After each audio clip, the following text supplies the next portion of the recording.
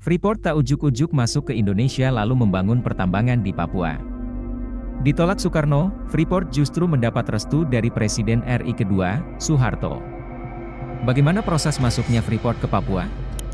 Freeport bisa dibilang sebagai perusahaan penanaman modal asing, PMA, pertama di tanah air pasca merdeka.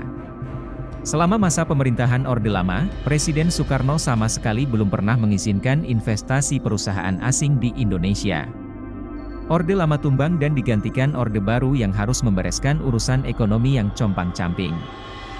Di penghujung masa Bung Karno, kondisi ekonomi memang carut-marut. Salah satunya adalah inflasi yang mencapai 600–700% yang ditandai dengan meroketnya harga kebutuhan pangan. Otomatis, pembangunan infrastruktur terhenti saat itu. Presiden Soeharto bergerak cepat melakukan stabilisasi ekonomi, termasuk membuka keran investasi bagi Freeport.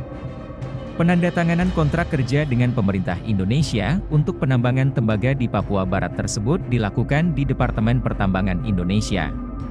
Ketika itu, pemerintah Indonesia diwakili oleh Menteri Pertambangan Insinyur Slamet Bratanata dan Freeport oleh Robert C. Hills, Presiden Freeport Sulpur, dan Forbes K. Wilson, Presiden Freeport Indonesia, anak perusahaan Freeport Sulpur. Penandatanganan KK disaksikan pula oleh Duta Besar Amerika Serikat untuk Indonesia, Marshall Green.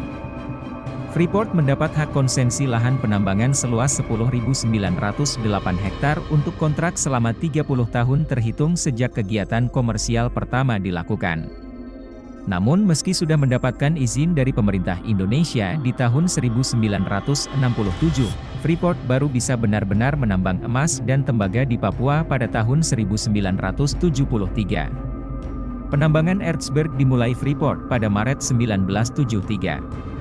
Pada Desember 1973 pengapalan 10.000 ton tembaga pertama kali dilakukan dengan tujuan Jepang. Saat itu, Presiden Soeharto bahkan terbang langsung ke Papua untuk meresmikan fasilitas produksi di Tembagapura. Dalam pidatonya, Soeharto begitu tampak sumringah dengan keberhasilan pertambangan di Freeport. Menurut Soeharto, investasi Freeport di Indonesia adalah bukti kepercayaan investor menanamkan uangnya di Indonesia. Praktis setelah masuknya Freeport, arus investasi asing begitu deras masuk ke Indonesia, terbesar berasal dari AS dan Jepang. Freeport diberikan izin menambah selama jangka waktu 30 tahun dalam skema kontrak karya, KK, yang bisa diperpanjang.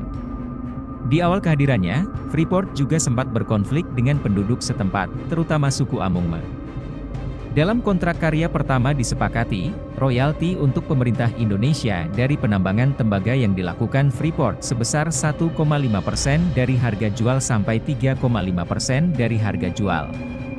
Sedangkan untuk emas dan perak ditetapkan sebesar 1% dari harga jual.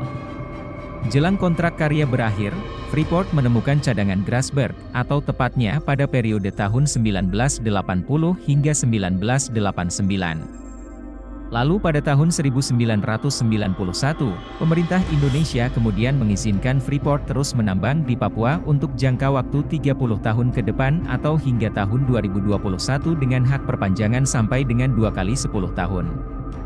Di Papua, Freeport tak hanya menambang tembaga, namun juga menambang emas dan perak. Grasberg bahkan disebut-sebut sebagai tambang emas terbesar di dunia.